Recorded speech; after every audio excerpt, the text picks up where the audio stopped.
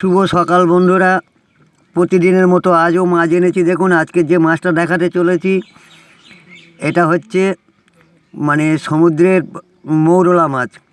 এটা নদীর মাছ, এটা মৌরলা মাছের বাচ্চা। এটা খুব টেস্টি মাছ।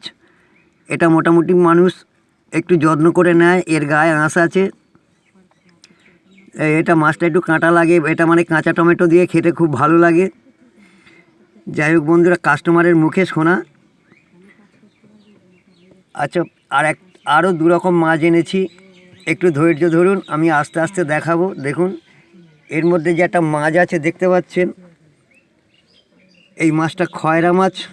এক পিসই আছে এর মধ্যে, দেখাতে পারলাম। এই দেখুন, এবার যে একটা মাছ এনেছি দেখাবো।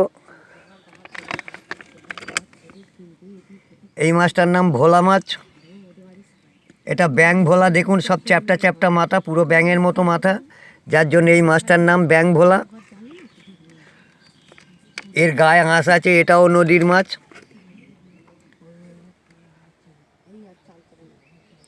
যাই হোক, এটা খেতে খুব ভালো। ভোলা মাছ এমনি সবাই ভালোবাসে, প্রত্যেকটা কাস্টমার ভালোবাসে। ভোলা মাছের দামও আছে ভালো। আমি একটু কম দামের মাছ তুলি। আর এক ধরনের মাছ আছে দেখুন, এটা হচ্ছে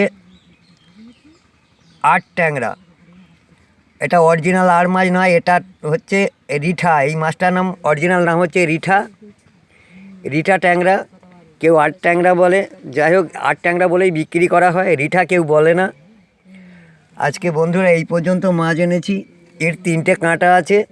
এই মাছটার করাতের মতো ধার, কাস্তের মতো। এ ঢুকবে সহজে, বেরুবে কর কর কর কর করে, ছিঁড়ে বার করে দেবে সমস্ত। আজকে এই পর্যন্ত এনেছি। এই মাছটার গোঁফ আছে দেখুন। যাই হোক, এর তিনটে কাঁটা। আজকে এই পর্যন্ত এনেছি বন্ধুরা, রাখছি। আবার আগামী দিন জানবো, আপনাদের দেখাবো।